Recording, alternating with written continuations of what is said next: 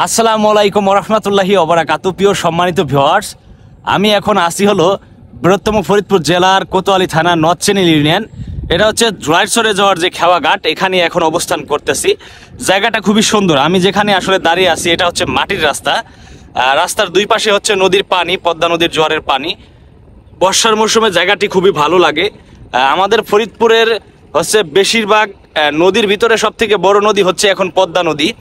তো এইখানে হচ্ছে আপনার এখন হচ্ছে নদীর হচ্ছে বসন্তকাল, ভরা বসন্তকাল। এই সময়ে বর্ষার মৌসুমে নদী যেন তার যৌবন ফিরে পেয়েছে, কানায় কানায় পরিপূর্ণ চতুর সাইড। খুবই সুন্দর লাগে বিকেল টাইমে এখানে আসলে।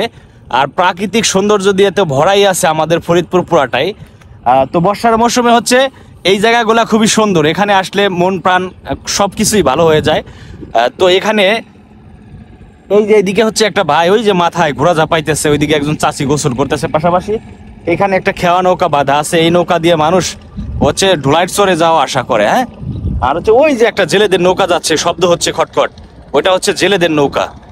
তো খুবই ভালো লাগে বর্ষার মৌসুমে এখানে আসলে। আমি একটু ব্যাক ক্যামেরা দিয়ে আপনাদের দেখাই। ছোট নৌকায় করে ঢুলাইরচর থেকে ধানগুলা কেটে নিয়ে আসছে। দেখেন কত সুন্দর করে ধানগুলা সাজাই রাখতেছে। কষ্ট করে আসলে, গ্রামের মানুষ অনেক পরিশ্রমী। আসলে কষ্ট করে ফসল ফলায়, সেই ফসল থেকেই দেখা গেছে ধান থেকে চাউল উৎপাদন হয়। সেই চাউলই শহরের মানুষ টাকা দিয়ে কিনে খায়, তাই না ভাই? আপনার নামটা কি যেন? উলফাত। উলফাত ভাই, কি করেন আপনি এমনি? কৃষিকাজ। কৃষিকাজের সাথে জড়িত আছেন? হ্যাঁ, অনেক বছর যাবত না? আলহামদুলিল্লাহ, ভালো লাগলো ওনাদের সাথে কথা বলে। চর থেকে ধান কেটে নিয়ে আসলো। দেখেন ধানগুলা ওই তলাই গেছিল দেখা পাতাগুলা পচা পচা ঢক হয়ে গেছে, তাই না ভাই? আচ্ছা, আরো কাটপার আছে নাকি বাকি আপনাদের? আজকের মতো শেষ। আজকের মতো শেষ। হ্যাঁ, খুবই ভালো লাগলো। ওই যে একটা নৌকা আসতেছে কিনারায় ভিড়তেছে, ওইটা মনে হয় ঘাস কেটে নিয়ে আসলো চর থেকে, ঢোলারচর থেকে। এটা হচ্ছে নদীর পাড়ের যে মানুষের জীবন যাপনের একটা চিত্র সরাসরি তুলে ধরা হলো। এখানে একজন চাচা হলো চর থেকে ঘাস কেটে নিয়ে এসে নৌকাটা এখন কিনারায় ভিড়াইতেছে। আসলে সরাসরি চাচার সাথে কথা বলবো। এই যে দেখেন নৌকাটা এখনো ভিড়াচ্ছে। আসসালামু আলাইকুম চাচা, ভালো আছেন? কোন চর থেকে ঘাস কেটে নিয়ে আসলেন? 30 রশি চর থেকে। হ্যাঁ, এই গরুর জন্য না? গরু আছে কয়টা বাড়িতে? 4টা গরু আছে। ঘাস কাটে খাওয়ান না প্রতিদিন? প্রতিদিনই চরে যাওয়া লাগে? ও আচ্ছা আচ্ছা, ঘাস কাটে যাই নিয়ে আসে। চাচার নামটা কি যেন? আয়েব আলী মোল্লা। চাচার সাথে কথা বললাম, উনি হচ্ছে 30 রশি চর থেকে ঘাস কেটে নিয়ে আসলো। বাড়িতে গরু আছে 4টা, গরু লালন পালন করে। এটা হচ্ছে একেবারে প্রত্যন্ত গ্রাম অঞ্চল। ঢুলাইরচরে যাওয়ার যে খেওয়াঘাট, এই ঘাটপার সোজাই এখানে আসলে নৌকাগুলা ভিড়াইলো। এখন এই নৌকা দিয়ে হচ্ছে উনি চর থেকে ঘাস কেটে নিয়ে আসলো। অনেক কষ্ট করে গ্রামের মানুষ, অনেক কষ্ট করে আসলে নিজের জীবন জীবিকার তাগিদে অনেক মানুষই অনেক পরিশ্রমের কাজ করে থাকে। তার মধ্যে হচ্ছে আমাদের ফরিদপুরে যাদের আসলে নদীর পার্বতী এলাকার মানুষ, তাদের অনেক কষ্ট হয়। যে ঘাসগুলা এখন নামাইতে হবে এখান থেকে। এখান থেকে কি মাথায় করে নিয়ে যাবেন নি চাচা? তাই গাড়ি আসবি না? গাড়িতে করে এখান থেকে নিয়ে যাবেন। আপনার বাসা কোথায়?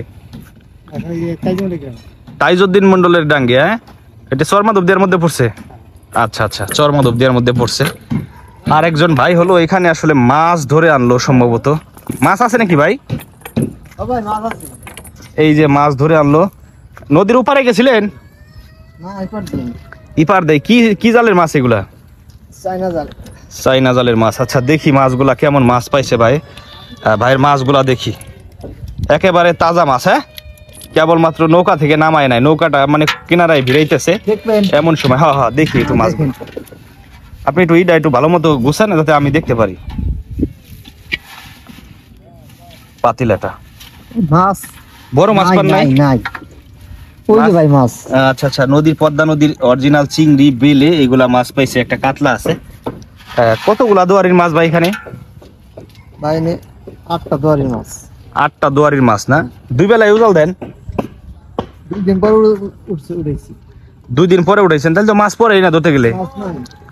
মাছ নাই বর্তমানে? হ্যাঁ, পানি বাড়তি পানিতে মাছ উঠে না?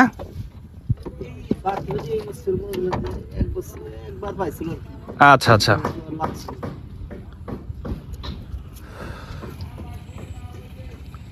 এখানে হচ্ছে নদীর পারে হচ্ছে একটা নৌকা তৈরি হচ্ছে। এই নদীতে, এই পদ্মা নদীতে নৌকাটা চলাচলের জন্য সরাসরি দেখি আসলে কেমন নৌকা তৈরি হচ্ছে এবং কত হাত এবং মিস্ত্রিরা কাজ করতেছে সেই দৃশ্যটা একটু তুলে ধরি। এখানে একজন মুরব্বী চাচা হচ্ছে পাট নিতেছে, পাট থেকে হচ্ছে পাটের খড়ি ছাড়াইতেছে। আসসালামু আলাইকুম চাচা, ভালো আছেন?